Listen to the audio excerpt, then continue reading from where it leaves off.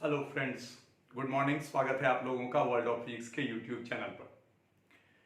चलिए आज का क्लास स्टार्ट करते हैं। कल के क्लास में बहुत सारे प्रॉब्लम्स हुए थे, तो जो भी कल कमी रह गई है, जो कल अच्छे से नहीं हो पाया, उसको हम आज कंप्लीट करते हुए और आगे भी पढ़ाएंगे। तो इसके लिए हम आपसे गुजारिश करेंगे कि आप लोग अच्छे से जुड़ जाइए और कंसंट्रेट हो जाइए। बहुत ही इंपॉर्टेंट, इजी, सिंपल, कॉन्सेप्चुअल सारा चीज हम आपको पढ़ाने वाले हैं और आई होप आपको ये पसंद आएगा। तो चलिए स्टार्ट करते हैं। हमारा टॉपिक चल रहा है गॉस लॉ, मतलब गॉस लॉ एक चैप्टर चल रहा है। जहां तक गॉस लॉ की बात है, गॉस लॉ हम लोग क्यों पढ़ते हैं? गॉस लॉ हम लोग पढ़ते हैं किसी फैले हुए चार्ज के पास इलेक्ट्रिक फील्ड निकालने के लिए, किसी फैले हुए चार्ज के पास इलेक्ट्रिक फील्ड इजीली निकालने के लिए। ठीक है, कूलम्ब्स लॉ से भी निकाल सकते थे, परंतु कूलम्ब्स लॉ से बहुत मुश्किल होता था, बहुत ज्यादा कैलकुलेशन होता था। इसके लिए हम लोग क्या पढ़ने का सोचे? गॉस लॉ पढ़ने का सोचे। और गॉस लॉ में गॉस साहब ने जो ट्रिक दिया, उस ट्रिक को समझने के लिए आपको क्या क्या जानने की जरूरत थी? Area vector. तो एरिया वेक्टर क्या होता है? कोई सरफेस है, उसके एरिया को आप वेक्टर मान सकते हैं और उसके डायरेक्शन को आप परपेंडिकुलर मान सकते हैं। क्या मान सकते हैं? परपेंडिकुलर। किसके? सरफेस के। जैसे ये सरफेस हुआ तो इसका एरिया वेक्टर का जो डायरेक्शन होगा इधर होगा। मैग्नीट्यूड यही हुआ एरिया, लेकिन डायरेक्शन ये हुआ। उसके बाद हम लोग पढ़े सॉलिड एंगल। सॉलिड एंगल क्या था? कि किसी कोण के द्वारा कितना, कोण जैसा होता है ना, तो सेंटर पे, गोले के सेंटर पर कितना एंगल बनता है। ये सब चीज का जरूरत तब पड़ता है जब आपको काफी अच्छे, एरिया वेक्टर का हमेशा जरूरत पड़ेगा, पर सॉलिड एंगल का जरूरत तब पड़ेगा जब आप बहुत अच्छे अच्छे क्वेश्चंस बनाते हैं, जिसका कि हम पूर्ण कोशिश करेंगे कि आपको बना के बताएं, दिखाएं, आपको सिखाएं। ठीक है, अगला उसके बाद था थर्ड, इलेक्ट्रिक फ्लक्स। ये बहुत ही इंपॉर्टेंट है। इलेक्ट्रिक फ्लक्स को दो कॉन्सेप्ट से हम लोग समझते हैं। एक फिजिकल कॉन्सेप्ट कि फ्लो ऑफ इलेक्ट्रिक लाइंस, जितना नंबर ऑफ लाइंस पास करेगा किसी सरफेस से। ठीक है, मेन यही था डेफिनेशन। यानी कि अगर हमको लाइंस दिख रहा है या लाइंस का अंदाजा लगा सकते हैं, तब तो हम सिर्फ लाइंस पे ही काम करेंगे। तब हम लोग क्या करेंगे? सिर्फ लाइंस पर ही काम करेंगे। बात समझ रहे हैं? अगर लाइन का अंदाजा लगा सकते हैं तो क्लियर। लेकिन अगर लाइन नहीं दिख रहा है, तब का फॉर्मूला है phi equal to E dot A electric field dot area vector.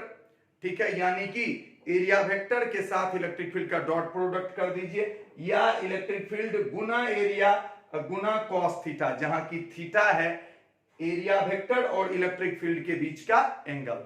आप यहां लिख भी सकते हैं थीटा एंगल बिटवीन, ये सब आपको याद हो जाना चाहिए, angle between area vector and electric field theta. ठीक है, अब अगर छोटा एरिया हो तो उसके लिए लिखते हैं d phi equal to E dot d s. ठीक है, और अगर क्लोज्ड सरफेस हो, क्या हो? क्लोज्ड सरफेस, तब टोटल फ्लक्स, तो देखिए ई डॉट डी एस हुआ d phi, E dot d s कितना हुआ? डी फाई, और वो सारे डी फाई को जोड़ लेंगे तो क्लोज सरफेस। ये बहुत ही बेसिक सा इसका समझिए तो लैंग्वेज है। गॉस लॉ को समझने के लिए ये क्या है? लैंग्वेज। अगर इन सब चीजों को आप बेहतरी से समझने लगेंगे, कॉन्सेप्चुअली समझने लगेंगे, तो आगे समझना बहुत आसान हो जाएगा। तो चलिए इसका आप स्क्रीनशॉट ले सकते हैं, लिख सकते हैं, जो भी करना है आप कर सकते हैं। ठीक है, अब हम लोग आते हैं अगले पेज पे। अब है गॉस लॉ, जिसको कि हम लोग प्रूफ कर चुके हैं, लिख भी चुके हैं। तो क्या था गॉस लॉ? ये देखिए, ये फायदा है इस तरह के बोर्ड में, ये फायदा यही है कि आपको फास्ट रिवीजन के साथ क्लास, क्योंकि सिर्फ और सिर्फ आप जहां पे हैं, जिस एरिया के आप स्टूडेंट हैं, वहीं ऐसा एक माहौल है कि जब मन है आना, जब मन है जाना, तुमको बढ़िया टीचर होगा तो समझा देगा। जबकि ट्रस्ट मी, दुनिया में आज तक कोई भी आदमी ऐसे फिजिक्स नहीं समझा है, एक्चुअल फिजिक्स नहीं समझा है। वो जस्ट बेईमानी है कि क्लास की बात, आपको क्लास में अच्छी बात बताएगा तब तो समझ में आएगा कि क्या दमदार चीज है। क्योंकि आप गौर करते होंगे किसी को किसी चीज का रीजन पता नहीं होता है, किसी को किसी चीज का कारण पता नहीं होता है, तो हिस्ट्री है जो रट लेंगे चल जाएंगे। तो चलिए आगे बढ़ते हैं।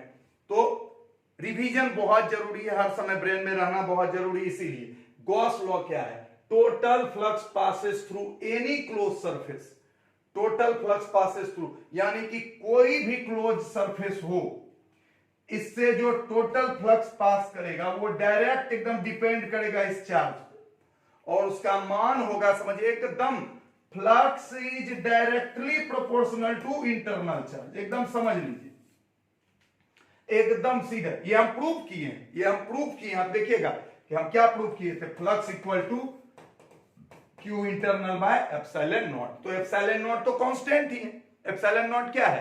कांस्टेंट ही है। क्लियर? अगर निर्वात है, अगर वैक्यूम है तो एप्सिलॉन नॉट तो कांस्टेंट है।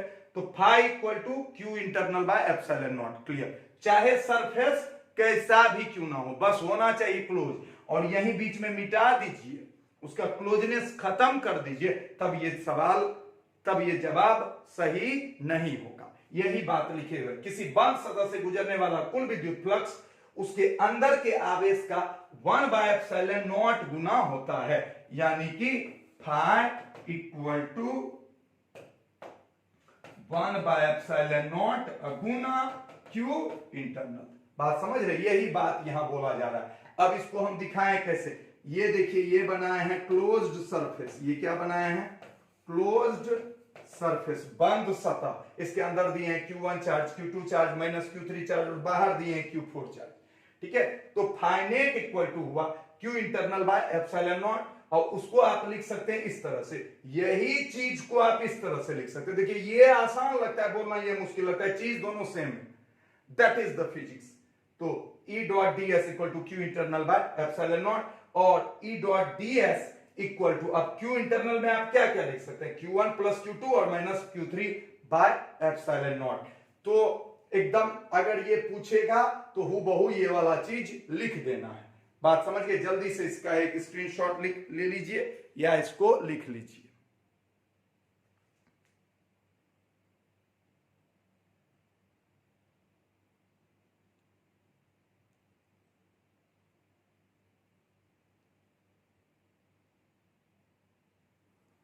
ठीक है,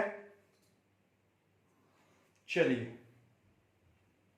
आगे बढ़ते हैं, आगे बढ़ते हैं। इतना में किसी को कोई कंफ्यूजन? पक्का ये चीजें आपको पूरी तरह से कंफर्म होनी चाहिए, क्लियर होनी चाहिए। अब नेक्स्ट, अब देखिए कुछ क्वेश्चंस हैं जो कि कल सॉल्व किए थे, कुछ उसमें नए भी क्वेश्चन हैं, कुछ चेंज में भी हैं, और बहुत अच्छे से अरेंज्ड हैं। विद इन 10 मिनट्स सारे क्लियर हो जाएंगे, सो डोंट वरी। और लास्ट क्वेश्चन बहुत ही अच्छा होने वाला है, तो बच्चे बहुत आसानी से रहें, और इसके बाद बहुत कुछ पढ़ने वाले हैं। ठीक है? अब आपको इतना मैच्योर जरूर हो जाना चाहिए कि हमको बार बार बोलने की जरूरत नहीं पड़े कि आप अच्छे से पढ़ो। ठीक है? आई होप, देखिए धीरे धीरे एग्जाम नजदीक आ रहा है, आप में सुधार की जरूरत है। अब बाकी आपकी मर्जी, बाकी आपकी मर्जी, सोच लीजिए थोड़ा। चलिए अब स्टार्ट करते हैं, स्टार्ट करते हैं सॉल्यूशन। ठीक है? सॉल्यूशन कहता है, देखिए, find the total flux passes through closed cube. ये एक क्यूब है, इसके बीच में चार्ज कैपिटल Q है, तो कहता है कुल फ्लक्स ज्ञात करो। तो इसका सॉल्यूशन या आंसर 1 सेकंड में आप लिख सकते हैं, कितना? Q by epsilon naught. Flux equal to कितना हो जाएगा? Q by epsilon naught. क्यों? चाहे कैसा भी सरफेस हो, क्लोज होना चाहिए, तो फ्लक्स का मान होता है Q by epsilon naught. Clear? Clear? एकदम आपको कुछ नहीं सोचना है कि इलेक्ट्रिक फील्ड कितना है, एरिया कितना है, सिर्फ और सिर्फ अंदर का चार्ज देखना है, Q बाय एप्सिलॉन नॉट। यही गॉस साहब का सबसे बड़ा सोच था, यही गॉस साहब का सबसे बड़ा सोच था। चलिए अगला, अगला इसके बारे में कुछ कुछ चीज बताए भी थे कि जब आप एरिया बढ़ाते हैं तो इलेक्ट्रिक फील्ड घट जाता है, जब एरिया घटाते हैं तो इलेक्ट्रिक फील्ड बढ़ जाता है। इस कारण से दोनों का मल्टीप्लीकेशन हमेशा कांस्टेंट होता है, जो कि Q बाय एप्सिलॉन नॉट होता है। ठीक है?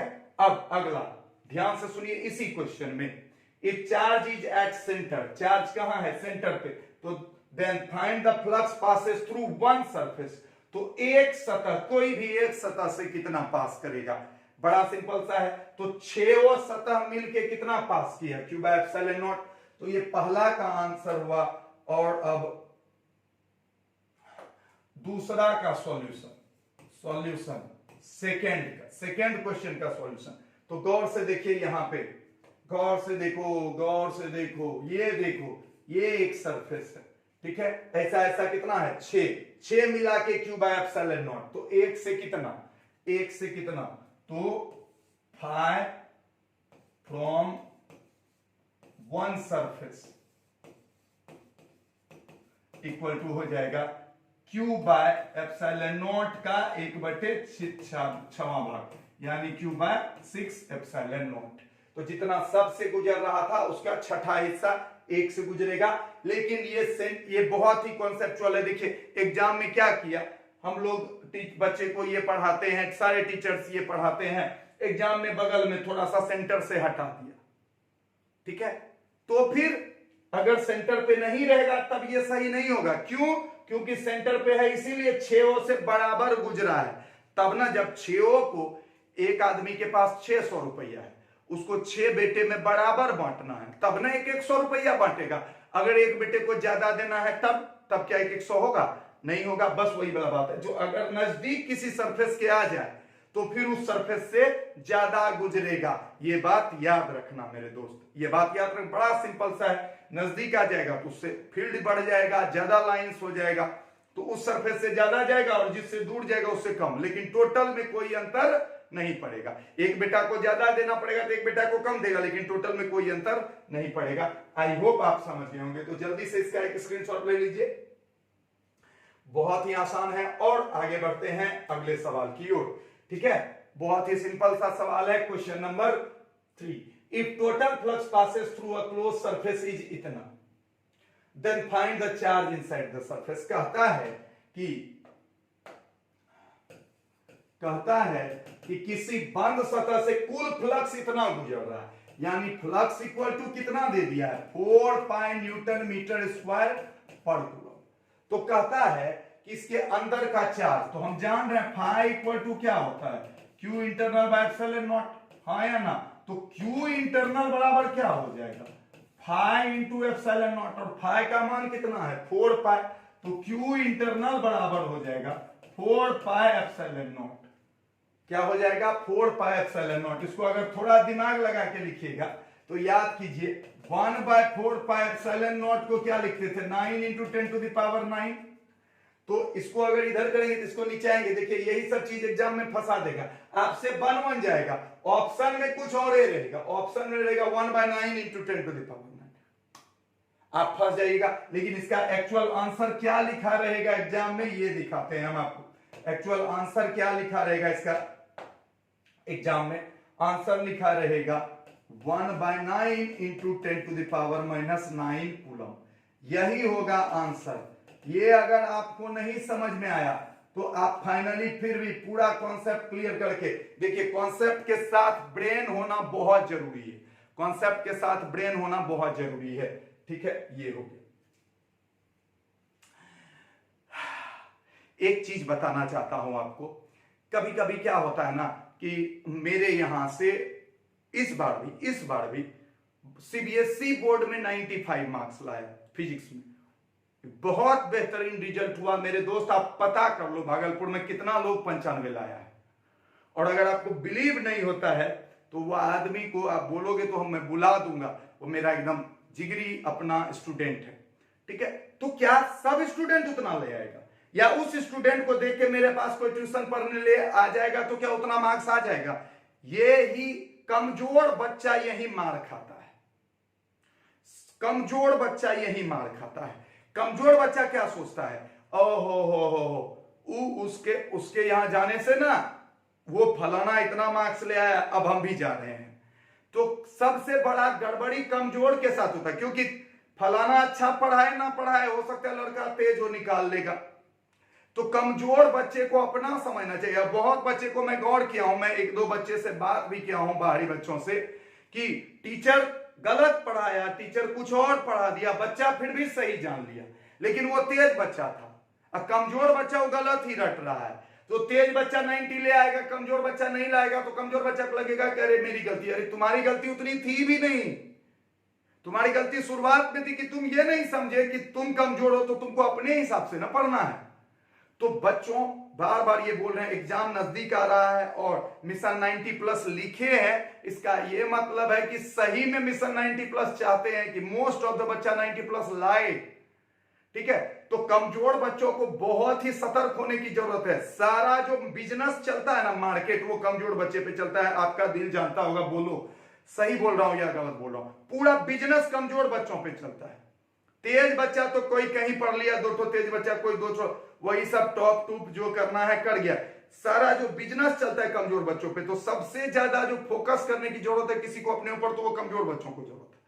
ठीक है, आई होप। तो देखिए कमजोर बच्चा भी ये पूरा रट्टा मार के यहां तक तो लिख देगा और यहां जाके वो फंस जाएगा, क्योंकि यहां उसका कॉमन सेंस नहीं काम करेगा। अरे 1/4πε0 के जगह पे इतना लिखते थे, तो 4πε0 के जगह पे 1 इतना लिख सकते हैं। और ये ठीक, आई होप आपको ये बात का महत्व समझ में आया होगा।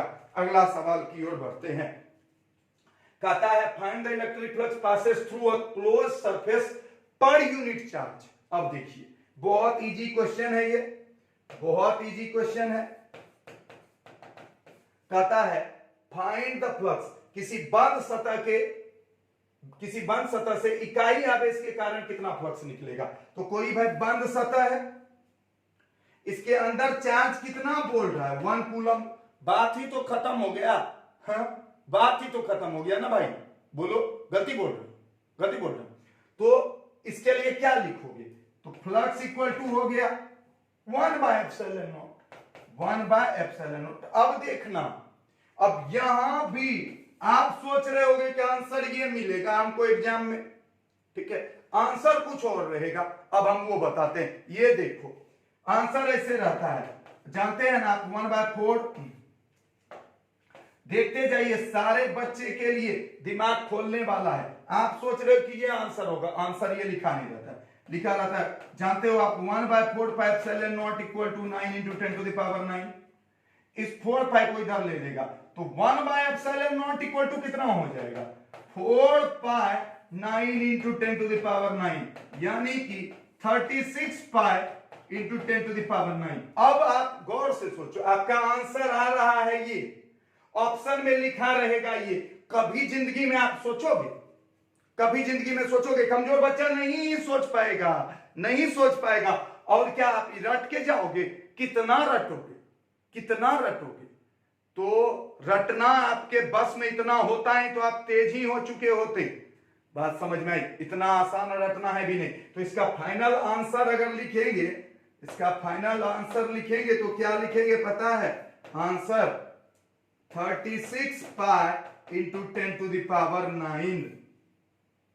क्या?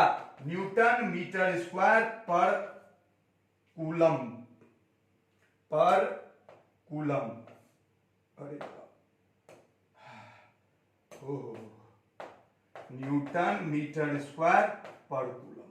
तो ये याद रखना मेरे दोस्त, एकदम याद रखना। ये सब ट्रिक आपको पता होना चाहिए, नहीं तो फिर गए काम से। और ये क्वेश्चंस बहुत पूछे जाते हैं, तो जल्दी से इसका स्क्रीनशॉट लीजिए। मजा आ रहा है, चीज अगर सीख रहे हैं, कुछ दिमाग खुल रहा है। तो कमजोर बच्चे, रोज हम तेज बच्चों को बोलते हैं, कमजोर बच्चों जो हो, जिसको लगता है कि नहीं थोड़ा सा दिमाग मजबूत होना चाहिए, वो अब सपोर्ट में आओ।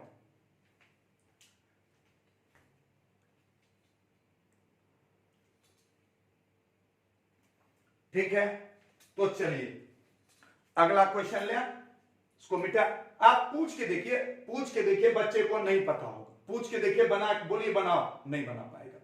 वो सोच रहा है वो लास्ट में रट लेगा, वो नहीं रट पाएगा। कमजोर वाला डूबेगा, कमजोर वाला डूबेगा। आगे बढ़े। अब 5 नंबर कहता है find the electric flux passes through given open hemisphere.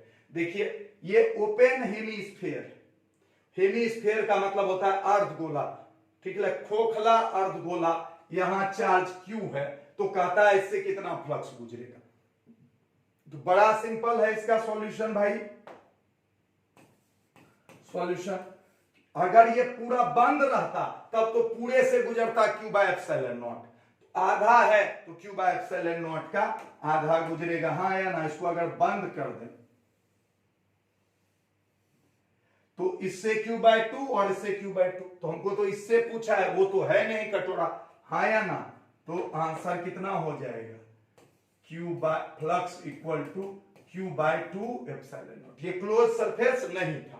चलिए इसी पे आधारित अगला सवाल कहता है दिए गए चित्रों में बढ़ते हुए विद्युत फ्लक्स के क्रम में सजाए। तो सबसे ज्यादा, अब आप गौर से देखिए क्या उस समय सिखाए थे क्यूब वाला में कि जिसके करीब रहेगा, जिसके करीब रहेगा उससे ज्यादा फ्लक्स गुजरेगा। तो जब यहां बीचों बीच है तो इससे तो क्यू बाय 2 एप्सिलॉन नॉट गुजरेगा फ्लक्स कंफर्म, इससे कम गुजरेगा और इससे ज्यादा। बढ़ते हुए क्रम में सजाए तो सबसे कम गुजरेगा इससे, तो बी, ठीक है, लेसर देन, उसके बाद ए, फिर लेसर देन सी, और ये आपको क्रम सजाने आना चाहिए। तो सबसे ज्यादा फ्लक्स किससे गुजरेगा, क्योंकि ये अंदर है, ठीक है। तो इसमें क्या होगा कि इसके नीचे वाला तो सारा लाइन इससे गुजरेगा ही, ये सब लाइन भी ना गुजरेगा इससे, तो आधा से थोड़ा ज्यादा गुजरा। अच्छा इसमें देखिए, इसके ऊपर वाला तो बाहर से चले ही जाएगा, लेकिन इसके नीचे वाला में अभी कुछ नहीं घुस पाएगा, तो ये आधा से कम, और ये एग्जैक्ट आधा। बहुत ही बड़ा हो जाता है ये बाधा बच्चों के दिमाग पे। जल्दी आगे बढ़े, जल्दी स्क्रीनशॉट लीजिए, fast fast, come on. Full energy के साथ पढ़ना है और जल्दी जल्दी, कम समय में ज्यादा कॉन्सेप्ट, कम समय में ज्यादा कॉन्सेप्ट, कमजोर बच्चे के लिए ज्यादा फायदा। आगे बढ़िए, 7वां number, this is the good question, ठीक है। 5वां छठा हो गया, चलिए पक्का, हाँ जी छठा हो गया लगता है, छठा हो गया, बहुत बढ़िया। अब 7वां आ जाए।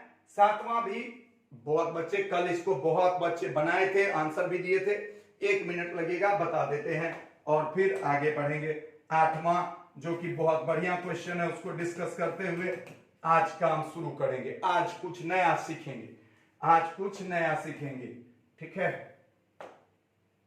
अब देखिए कहता है एक बेलन है, खोखला बेलन, ठीक है, उसके सेंटर पे चार्ज रखा हुआ, कहता है एक प्लेन सरफेस से फाइनोट फ्लक्स गुजरता है, तो कर्व सरफेस से कितना गुजरेगा। तो गौर से देखिए, इसके पास 3 बेटा है, एक आदमी के पास 3 बेटा है, 3 बेटा, कमजोर बच्चों के लिए है, 3 बेटा है, ठीक है। 2 छोटका बेटा जो है उसके पास तो मतलब आदमी के पास टोटल पैसा 1000 रुपया, और 2 जो छोटका बेटा है उसको 200 रुपया देगा, उसको कितना सौ देगा, 200। तो एक जो बेटा है, जो तीसरा बेटा बच गया, उसको कितना रुपया पड़ेगा, समझ गए होंगे। रुपया तो सुनते हैं आप लोग के जीभ से लाल टपकने लगता है, हाँ या नहीं, गलत बोल रहे, पानी, जीभ से पानी, ठीक है। तो अब देखिए इससे गुजर गया भैया फाइनोट, इससे भी गुजर गया कितना, फाइनोट, क्योंकि एक से फाइनोट गुजरता है बीच में, इससे भी फाइनोट, तो 2 फाइनोट तो उधर से गुजर गया, बाकी किससे गुजरेगा, इससे। तो टोटल कितना था, टोटल फ्लक्स था, टोटल फ्लक्स इक्वल टू था क्यू बाय एप्सिलॉन नॉट, ये तो आप जानते ही हैं, और ये दोनों से उतना गुजर गया, तो फ्लक्स थ्रू कर्व,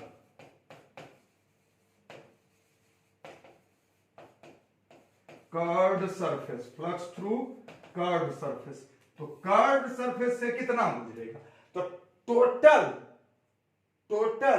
माइनस ये दोनों, यानी कि Q by epsilon naught minus 2 phi naught, this is the answer, ठीक है। तो जल्दी से, ये बहुत ही अच्छा क्वेश्चन है, इस कॉन्सेप्ट पे बेस्ड, इस कॉन्सेप्ट पे बेस्ड IIT एडवांस में क्वेश्चन आ चुका है। तो अगर किसी दिन मूड होगा तो वो भी चीज बताएंगे, मूड पे डिपेंड करेगा, मूड इन द सेंस आपके एनर्जी पे डिपेंड करेगा। आप अगर टना तो फिर टना, आगे बढ़े जल्दी इसका स्क्रीनशॉट ले लीजिए। ये IIT एडवांस का नहीं है, इस पे बेस्ड है एकदम हूबहू हूबहू। ठीक है, थोड़ा सा उसमें इससे ज्यादा दिमाग लगाना है बस। अगला चलिए, this is the brain teaser, यहां लिखा हुआ है ब्रेन टीजर। और जो जिसका ब्रेन चलता, देखिए कोई भी जो क्वेश्चन है उसमें कहां फिजिक्स लग रहा था, खाली दिमाग लग रहा था। इसके पास इतना, उसके पास उतना, इसके पास उतना, खाली दिमाग लग रहा था। इसमें दिमाग लगे। कहता है if a charge q is placed at the corner of a cube, एक क्यूब है इसके कॉर्नर पे रखा हुआ है, then find the flux passes through one of the external surface. तो इसमें क्या है, एक्सटर्नल सरफेस है। सोचिए तो यहां एक है ना, तो ये पीछे वाला और ये वाला, ये तीनों उस चार्ज से जुड़ा हुआ है, तो ये एक्सटर्नल सरफेस नहीं हुआ।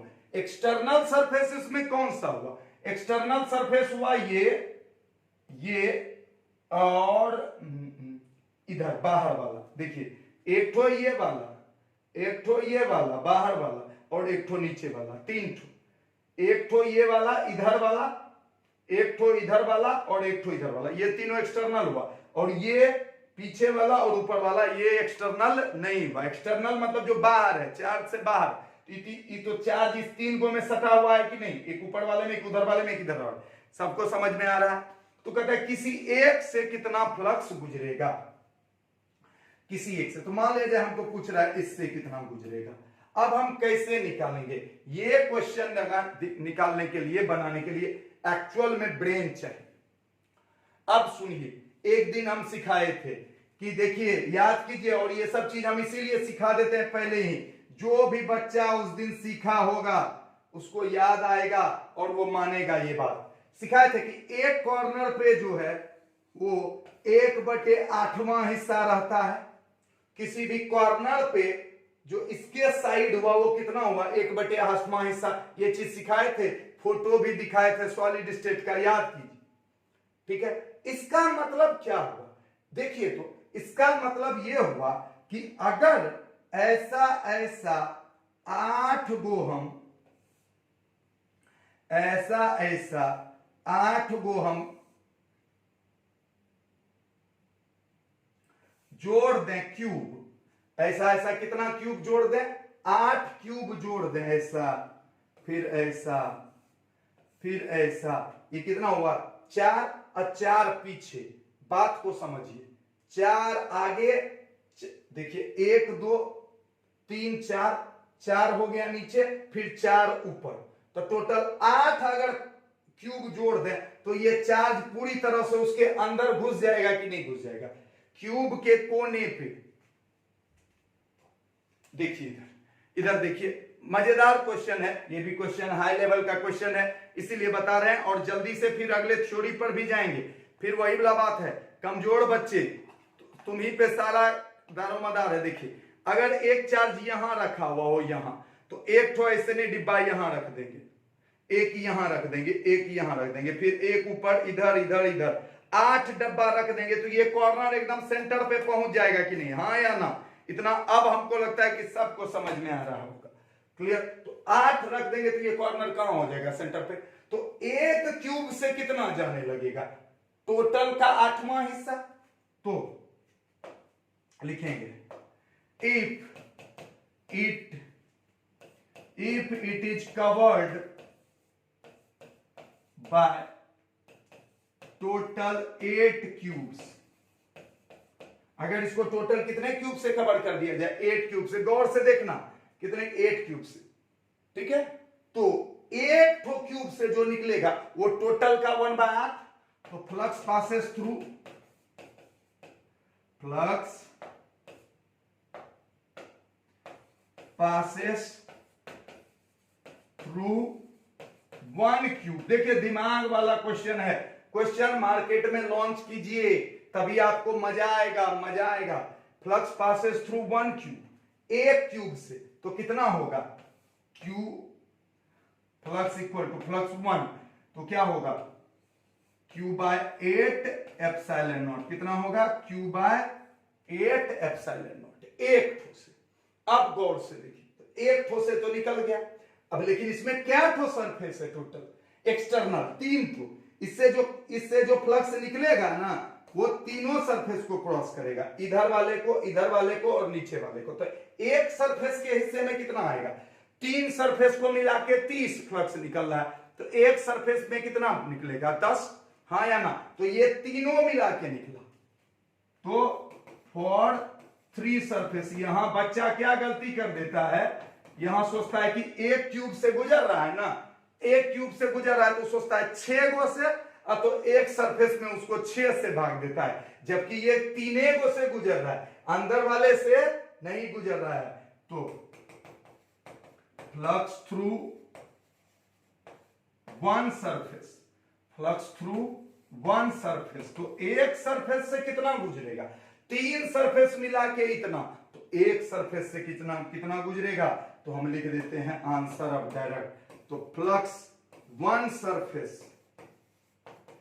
इक्वल टू इतना का 1/3, यानी कि Q/24 एप्सिलॉन नॉट। रट भी लीजिएगा तो भी जिंदगी पार हो जाएगा, लेकिन ये सोच के देखिए कि ये सब क्वेश्चन क्या है, पूरा ब्रेन वाला क्वेश्चन है।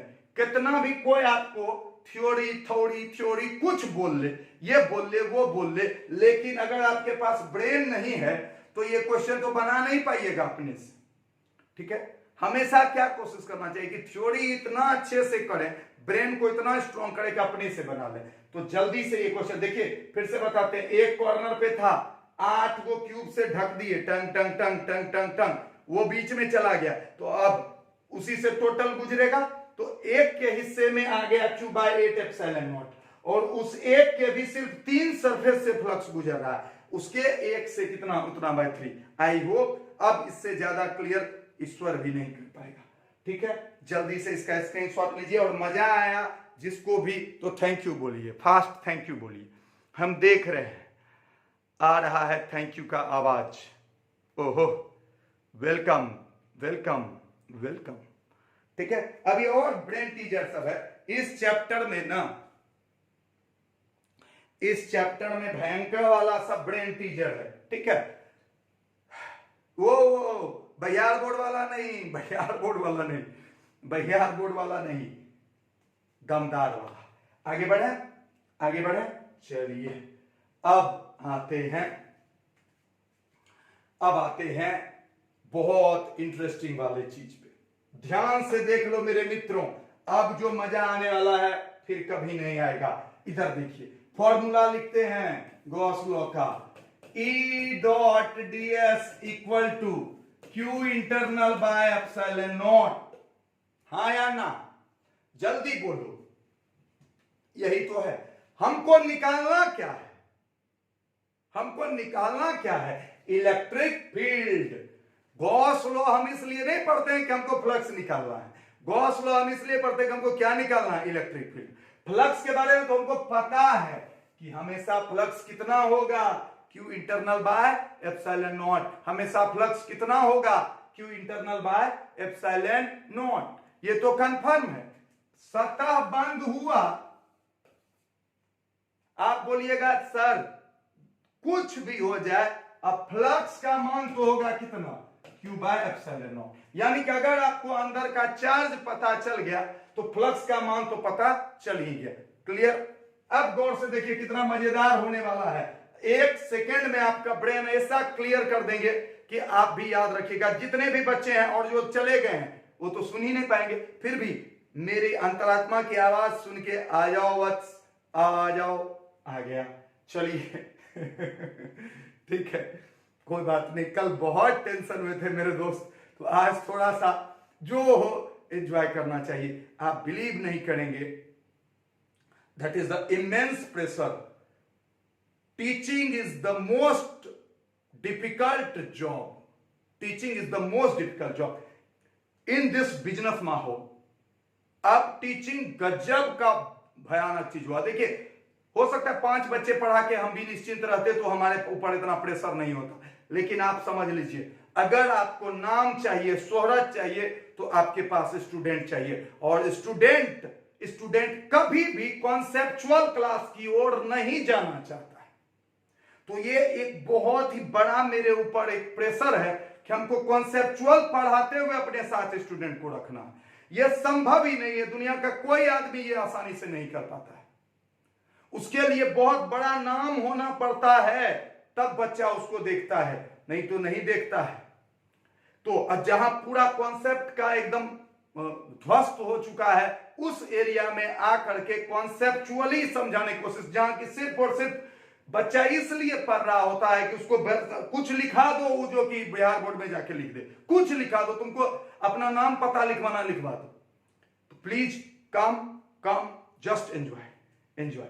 आइए, ये है फॉर्मूला। तो क्यू इंटरनल, तो देखिए क्लोज हुआ सरफेस अंदर चार्ज, ई वाला तो आपको खटाक से पता चल जाएगा, हाँ या ना। आप अंदर का चार्ज देखिएगा, ये पता चल जाएगा। आपको चाहिए क्या? ई। एक ही शर्त पे आपको ये मिल सकता है।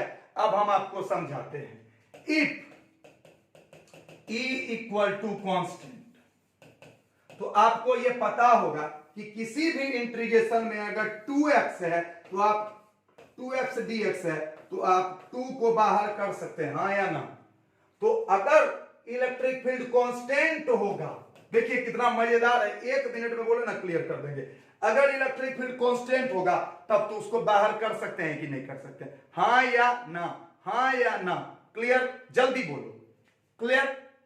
देखिए एक चुटकी में सिखा देंगे आपको। क्लियर? ये हो गया। तो पहला बात क्या होना चाहिए? Electric field constant. अच्छा, इलेक्ट्रिक फील्ड चलिए कांस्टेंट हो गया, मान लिया जाए इलेक्ट्रिक फील्ड क्या हो गया? कांस्टेंट। लेकिन यहां तो डॉट है। अब अगर इसको तोड़ेंगे तो कैसे लिखेंगे? देखिए तो E d s cos theta equal to q internal by epsilon naught. Just how, ये क्या पढ़ा रहे हैं? How to use Gauss law. कोई आदमी अगर आपको ऐसा वाला मिल जाए जो इस तरह से पढ़ाया हो तो आप हमको बोलिए, जहां जहां देखना हो, यूट्यूब पे, अमेरिका में, फ्रांस में, जर्मनी में। सर ज्यादा नहीं फेंक दिए? हाँ थोड़ा ज्यादा फेंके हैं, तुम टेंशन मत लो, मजाक में फेंक दिए। आइए आ जाओ, चलिए थोड़ी देर, कोई पढ़ाया ना पढ़ाया हमको क्या लेना देना। चलिए अब देखिए, तो अब हम इस ई को बाहर कर सकते हैं। जब तक ये डॉट के साथ बंधा हुआ था तब तक नहीं बाहर कर सकते थे, अब हम बाहर कर सकते हैं। अच्छा, अब अगर ये थीटा वेरिएबल होगा तो फिर मुश्किल कर देगा, क्योंकि इंटीग्रेशन के अंदर वेरिएबल नहीं होना चाहिए। इंटीग्रेशन के अंदर वेरिएबल नहीं होना चाहिए। तो अगर थीटा का मान कितना डिग्री हो जाए? 0 डिग्री और या 90 डिग्री। अब सोचिए 90 होगा तो पूरे को लेकर के ही स्वाहा कर देगा 0, तो 90 भी होगा तो मेरा काम चल जाएगा, 0 होगा तब तो बहुत। तो थीटा का मान अगर 0, यानी इलेक्ट्रिक फील्ड कांस्टेंट हो और थीटा का मान 0 हो, तब देखिए ये फॉर्मूला कैसा हो जाएगा, गौर से देखिए। तब ये हो जाएगा E d s equal to q internal by epsilon naught. हाँ या ना? सोच के देखिए, इससे हम कहां पहुंच गए? यहां तो शर्त क्या है? ई कांस्टेंट है, थीटा 0 है। अच्छा, अब चूंकि ई कांस्टेंट है तो ई को बाहर कर लो, ई को क्या कर लो? बाहर कर लो। ds बराबर Q internal by epsilon naught. अब गौर कीजिए, इस चीज को हम आपको सिखाए थे, इस पे अगर वेक्टर चिन्ह होता तो ये 0 होता, हम सिखाए थे क्लोज सरफेस के लिए। लेकिन वेक्टर नहीं है तो याद कीजिए, ये ds वेक्टर है, ठीक है, और ये magnitude. Integration of ds vector तो 0 था, लेकिन ई ds ये क्या था? ये था टोटल सरफेस एरिया। देखिए ना, इसका मतलब क्या हुआ? सारे ds को जोड़ देना, तो ये क्या हो गया? Total surface area. क्या हो गया? Total surface area. इतना बात सबको समझ में आया? तब फाइनली क्या हो गया? देखिए तो ई बराबर Q internal by epsilon naught, और इसको हम लिख सकते हैं टोटल एरिया। आंसर यही हो गया इलेक्ट्रिक फील्ड। यही हो गया क्या? Electric field. अब इसको मिटाते हैं और एक बार और फास्ट बताते हैं, क्योंकि यही तो है आपके जीवन का सबसे महत्वपूर्ण चीज। इस चैप्टर का जो सबसे महत्वपूर्ण चीज है यही तो है कि आप इलेक्ट्रिक फील्ड कैसे निकालेंगे। जल्दी, मजा ना आए तो बोलिएगा। How to apply Gauss law. तो देखिए, देखिए लिख दिए E dot ds equal to q internal by epsilon naught. बोलिए, सच सच बोलिए, ई लिखने में तो आपको कोई दिक्कत ही नहीं है। अंदर का चार्ज देखो लिख दो, यानी ये आपको पता चल गया। आपको चाहिए क्या, ई। अगर ई बाहर हो जाए तो ई इक्वल टू क्या, कांस्टेंट, और थीटा इक्वल टू 0 या 90 डिग्री। तब क्या लिखा जाएगा, E d s cos 0 equal to q internal by epsilon naught. हमको चाहिए क्या, ई को बाहर कर लो और लिख दो d s equal to q internal by epsilon naught. अब इसको इधर कर दो तो ई बराबर कितना आ गया, Q internal by epsilon naught. और ये पूरा क्या है भैया, सरफेस एरिया है, तो यहां लिख दो सरफेस एरिया। तो इलेक्ट्रिक फील्ड निकालने के लिए आपको कुछ नहीं करना है, चार्ज लिखना है अंदर का, एप्सिलॉन नॉट लिखना है, और उस सरफेस का क्या कर देना है, एरिया से भाग दे देना है। कहानी खत्म, कहानी खत्म। अब देखिए एक तो इसका एप्लीकेशन दिखाएंगे, फटाक से आपको पूरी तरह से कॉन्सेप्ट क्लियर हो जाएगा और मजा भी आ जाएगा। जल्दी से इसका अगर स्क्रीनशॉट लेना चाहते हैं तो ले लीजिए, लेकिन ये सब चीज आपको याद हो जाना चाहिए। बार बार बोल रहे, पढ़ाई ऐसे करो जो कि ये याद हो जाए। क्लास खत्म होता है, बच्चा से पूछा जाता है बताओ ये तुम पढ़ा था, क्या पढ़ा, बोलता है हमको नहीं पता। वैसा पढ़ाई जिंदगी में कभी किसी काम का नहीं है, कभी किसी काम का नहीं। वो अगर मेरे यहां भी है ना आपका दोस्त, तो आप समझ लो कि आप अच्छा तो नहीं पढ़ रहे हो, ठीक है। क्लास खत्म होने के बावजूद या बाद आपको क्लास को एक्सप्लेन करने की ताकत होनी चाहिए। हाँ, आगे बढ़ते हैं। देखिए जो हम आपको सिखाए थे, अब हम यहां लिख देते हैं, देखिएगा अब कितना मजे से आने लगेगा।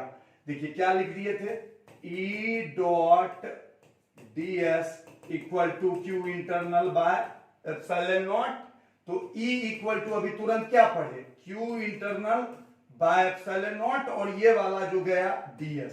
तो ये असल में क्या है, टोटल सरफेस एरिया। इतना आपको समझ में आ गया। अब देखिए इसका यूज दिखाते हैं आपको और आपको मजा आ जाएगा।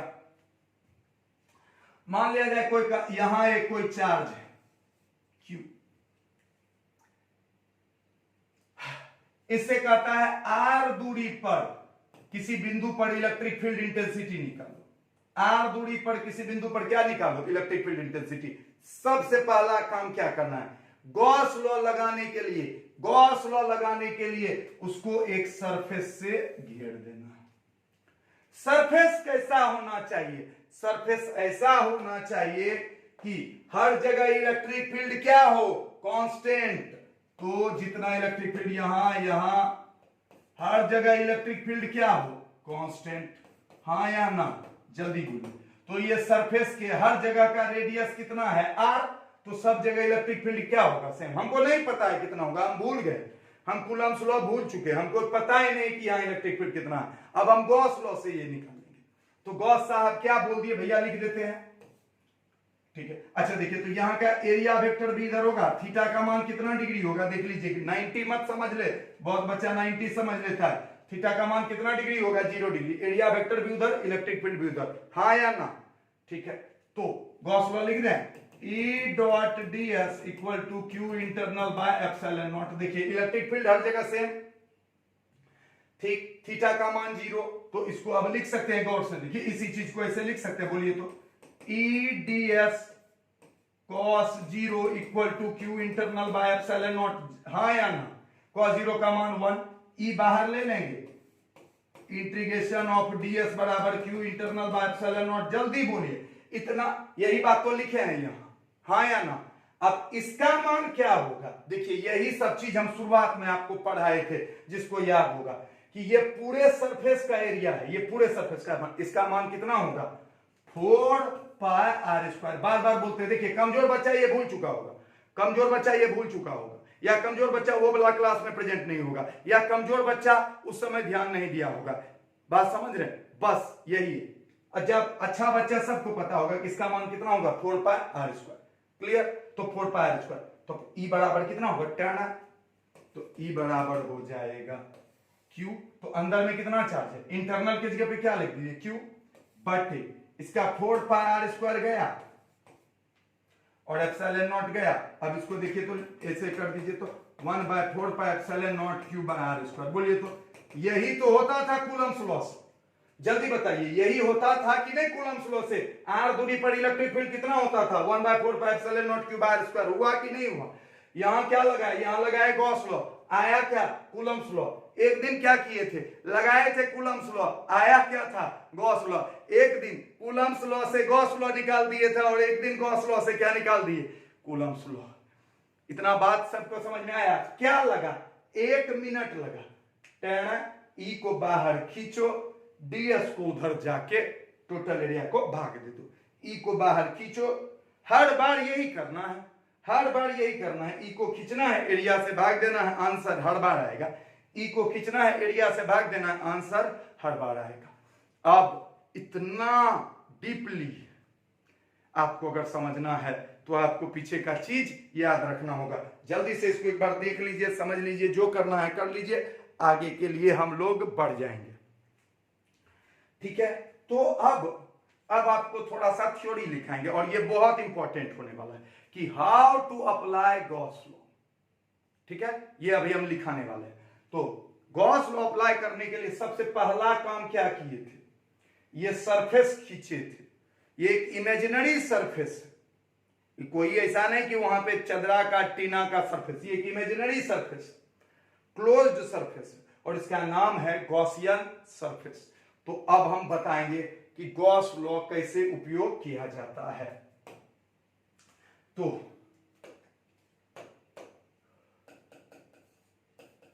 Application of Gauss law. तो सबसे पहला काम तो क्या किए थे? अभी देखिए, एक सेकंड के लिए, क्यू था, आर पे हम इस बिंदु पर निकालना था, तो जिस बिंदु पर निकालना हो उसी से गुजरता हुआ एक क्या खींचना है? बंद सतह। उसी से गुजरता हुआ एक क्या खींचना है? बंद सतह, जिसका नाम है गॉसियन सरफेस। तो लिखेंगे first, draw a closed Gaussian surface passing through the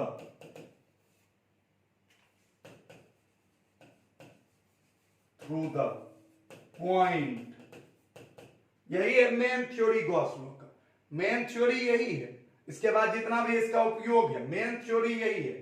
तो draw a closed Gaussian surface passing through the point, passing through the point at which we have to find electric field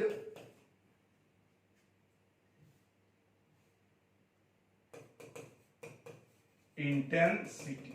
कहता है पहला चीज कहता है कि जिस बिंदु पर, एकदम ये याद रखना है आपको, जिस बिंदु पर आपको आदत हो जाएगा बनाते बनाते, जिस बिंदु पर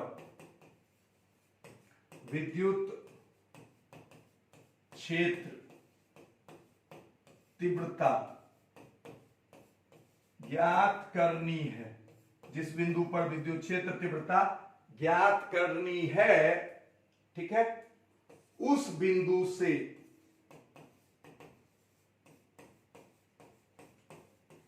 गुजरता हुआ एक बंद सतह खींचते हैं। ठीक है, पहला तो उसको गॉसियन सरफेस करते हैं, ठीक ना, ये आप समझ लीजिए। अब दूसरा, तो बंद खींच लिए। अब देखिए वो सतह कैसा होना चाहिए? वो सतह ऐसा होना चाहिए जिसका कि आप एरिया निकाल पाओ, क्योंकि देखिए याद कीजिए फाइनली है क्या, अब आपको गॉस लॉ कैसे याद रखना है? इस तरह से, ई गुना, इसको बोलिए ई गुना एरिया बटे Q internal by epsilon naught. तो ई एरिया इधर चल जाएगा, आंसर आ जाएगा। तो ई एरिया निकालिए नहीं पाइएगा तब कभी आंसर दे पाइएगा, ई एरिया निकाल पाइएगा तभी तो भाग दीजिएगा। एरिया ही नहीं निकलेगा तब। तो ऐसा सरफेस होना चाहिए जिसका कि एरिया निकाला जा सके, यानी कि वो सिमेट्रिक सरफेस होना चाहिए। वो क्या होना चाहिए? Symmetric surface. तो the Gaussian surface should be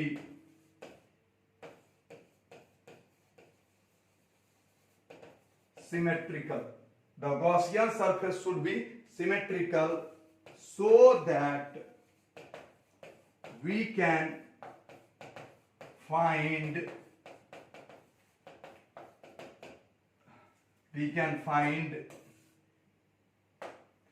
area of the surface।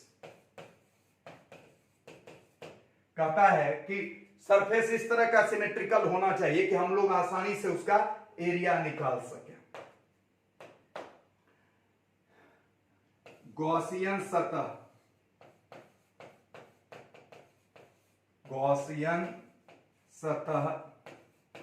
सममित, सिमेट्रिकल का सममित या सममित होता है, देख लीजिएगा, होना चाहिए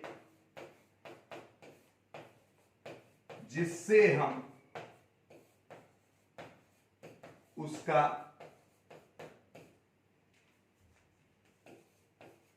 क्षेत्रफल ज्ञात कर सके। आज का क्लास गॉस लॉ के सारे क्लास में सबसे इंपॉर्टेंट है, फिर अगला क्लास इससे भी इंपॉर्टेंट होगा, क्योंकि जैसे जैसे चीजें बढ़ती है पीछे का तो आता ही, आगे नया चीज जुड़ता है।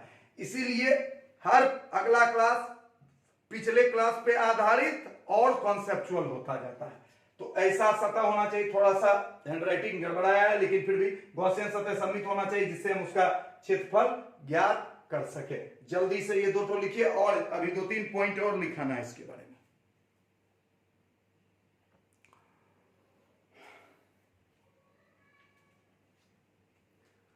क्लियर? आगे बढ़ते हैं। अब तो उसके सतह के हर जगह पे इलेक्ट्रिक फील्ड भी क्या होना चाहिए? सेम होना चाहिए। अरे हाँ या ना, तभी तो इलेक्ट्रिक फील्ड बाहर आएगा। वो अगर इसके अंदर रह गया तब तो आपके काम का गॉस लॉ नहीं है। गॉस लॉ लगाना बहुत दिमाग का काम है, कैलकुलेशन जरा भी नहीं, सिर्फ दिमाग है। ठीक है, तो तीसरा पॉइंट क्या होगा? तीसरा पॉइंट होगा electric field intensity must be same at each point of surface। ठीक है, या अगर मान लिया जाए इलेक्ट्रिक फील्ड सेम नहीं हुआ तो थीटा का मान कितना हो जाए? 90। क्योंकि गौर से देखिए, मान लिया जाए, आप देखिए ई डॉट डी एस था तो हम लिख दिए ई डी एस कॉस थीटा। मान लिया जाए इलेक्ट्रिक फील्ड हर जगह सेम नहीं था, लेकिन थीटा अगर 90 हो जाए तब तो ये सबको लेके जीरो कर देगा।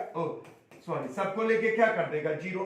तो या तो थीटा 90 हो जाए या नहीं तो सब जगह सेम हो जाए, या कह लीजिए कि या तो फ्लक्स जीरो हो जाए और नहीं तो अरे बाप रे बाप, अरे बाप रे बाप, कितना खतरनाक है भाई। या तो सब जगह सेम हो, नहीं तो नेट फ्लक्स जीरो हो जाए। ठीक है, तो electric field intensity must be same at each point of surface और फ्लक्स थ्रू सरफेस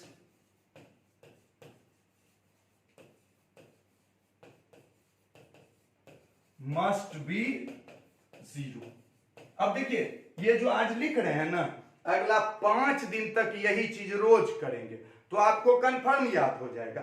आज आप जितना ही समझ रहे हैं, जितना ही, वैसे एक ही दिन में समझना चाहिए, पर ये 4-5 दिन लगातार होगा। रोज एक ही चीज होगा कि गॉसियन सरफेस खींचेंगे, इलेक्ट्रिक फील्ड देखेंगे, गॉसियन सरफेस देखेंगे, बस ये काम चलते रहेगा। ठीक है, तो गॉसियन सतह के हर बिंदु पर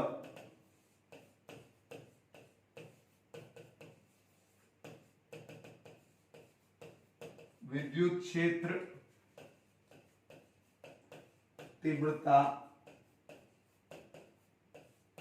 समान होना चाहिए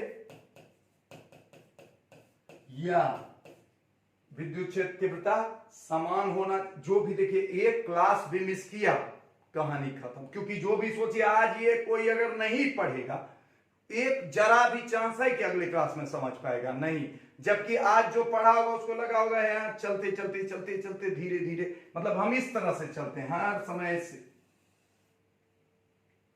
जो आदमी इस क्लास में मौजूद था और इस क्लास में मौजूद नहीं हुआ तो उसको इतना बड़ा गैप हो जाता है कि वो फिर चढ़ नहीं पाता है। यही गैप, बात समझ रहे हैं? तो हम ऐसे कंटिन्यूअस चलते रहते हैं, टूटता नहीं है। देखते जाइएगा अगर आप तो पहला बात से अभी तक में हर बात आपको एक दूसरे से जुड़ा हुआ ना नजर आए। कहीं ऐसा ना आपको मिलेगा कि हाँ हाँ ऐसा होता है वैज्ञानिक साहब ने बोला है ना, फिजिक्स में ही बकवास वैज्ञानिक साहब ने बोला है। ठीक है, गॉसियन सतह के हर बिंदु पर विद्युत क्षेत्र समान होना चाहिए या उस सतह से, अगर जिस सतह पे न हो समान तो उस सतह से फ्लक्स क्या होना चाहिए, शून्य होना चाहिए। ठीक है, तो ये तीन चीज हो गया। अब एरिया खींचा गया। अब क्या करेंगे, चौथा, consider electric field intensity at point P is E। जिस पॉइंट पे निकालना हो उस पे इलेक्ट्रिक फील्ड इंटेंसिटी क्या मान लीजिए, E। जिस बिंदु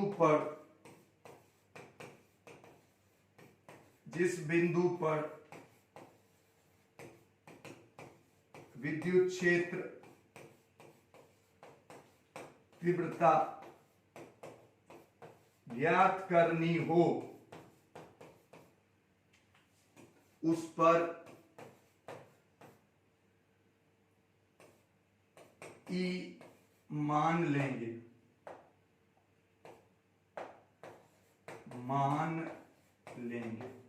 ठीक है, बस E मान लीजिए। और अगला में क्या करेंगे, अप्लाई द गॉस लॉ। चलिए, वेरी गुड। ठीक है, नेक्स्ट चार था, 5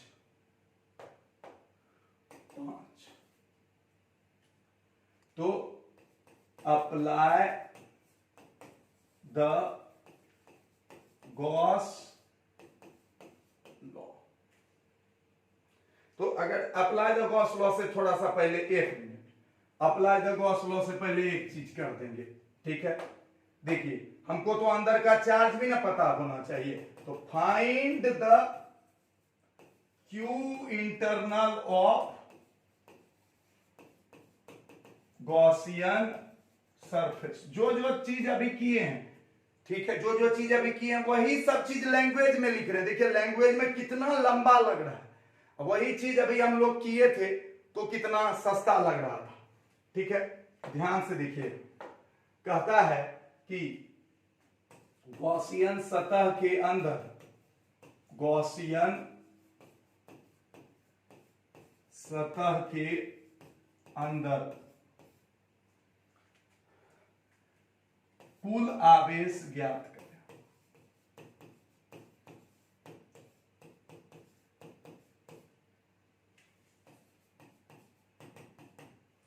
ठीक, अब लास्ट छठा, देन अप्लाई गॉस लॉ। अब सोचिए, गॉस लॉ अप्लाई कीजिएगा तो यही तो आएगा, E dot ds equal to q internal by epsilon naught. सोच के देखिए, अभी तुरंत बोले ये आपको पता है, ठीक है। सरफेस वर्फेस ऐसा माने कि इलेक्ट्रिक फील्ड बाहर हो जाएगा, एरिया से भाग दे देना, बस बस। तो फाइनल E इक्वल टू क्या हो जाएगा, क्यू इंटरनल बटे एप्सिलॉन नॉट इनटू ये वाला चीज, बस यही तो है आंसर। हर बार यही आंसर आएगा, हर बार यही आंसर आएगा। सिर्फ ये बदलेगा और ये बदलेगा, सिर्फ ये दोनों बदलेगा, ये तो रहेगा। अंदर का चार्ज बदलेगा, ये एरिया बदलेगा, चार्ज बदलेगा, एरिया बदलेगा, चार्ज बदलेगा, एरिया बदलेगा, बस। सोच लीजिए, यानी कि अगर आपको एरिया निकालने आता है, एरिया क्या है 4 पाई आर स्क्वायर, इलेक्ट्रिक फील्ड क्या माने हैं E, अंदर का चार्ज कितना है Q, तो इलेक्ट्रिक फील्ड कितना हो जाएगा, E फॉर्मूला पुट कर देते हैं, Q बटे एप्सिलॉन नॉट और एरिया 4 पाई आर स्क्वायर, बात खत्म है। यही है गॉस लॉ। सोच के देखिए कहां दिक्कत है इसमें।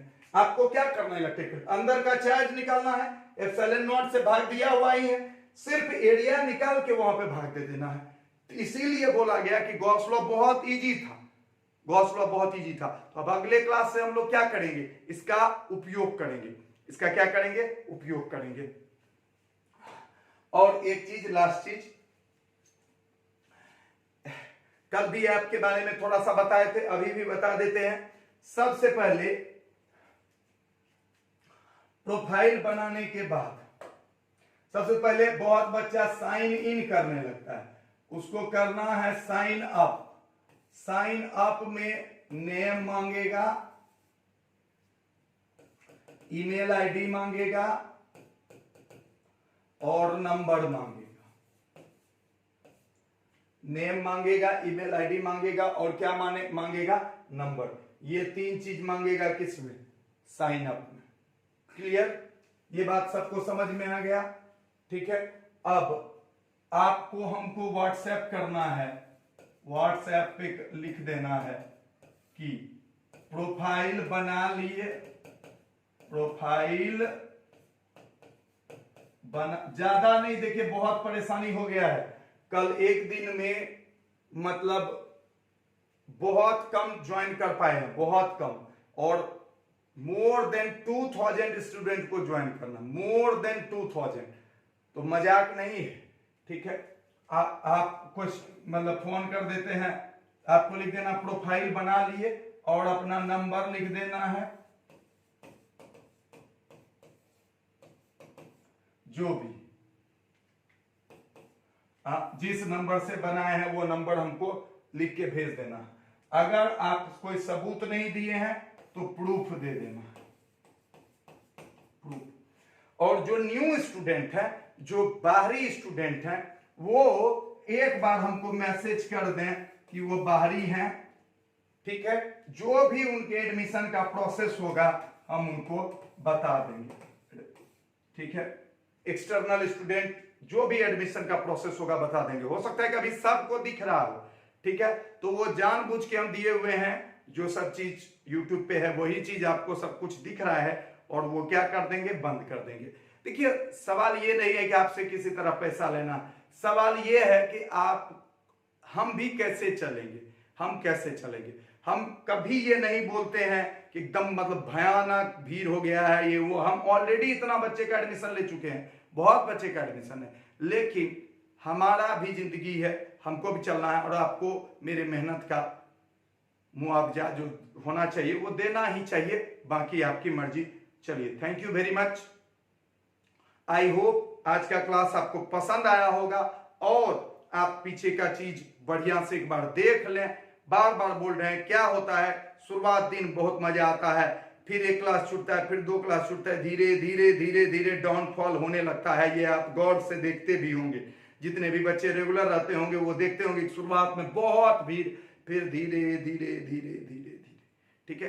तो प्लीज बच्चों ध्यान दीजिए, सब कुछ को नोट कीजिए, क्योंकि फिर मौका मिलेगा नहीं। ऐप पे कोई चीज ये सब नहीं रखेंगे, कोई चीज, और जो रखेंगे भी तो बाहरी स्टूडेंट के लिए रखेंगे, अपने स्टूडेंट के लिए नहीं रखेंगे, हम पहले ही बता देते हैं। तो ये सब मैं नहीं, क्योंकि हमको पता है जो इस तरह का स्टूडेंट होगा उसका तो करियर डूबने ही वाला है, तो अच्छे से डूब जाए। चलिए, bye bye, thank you very much.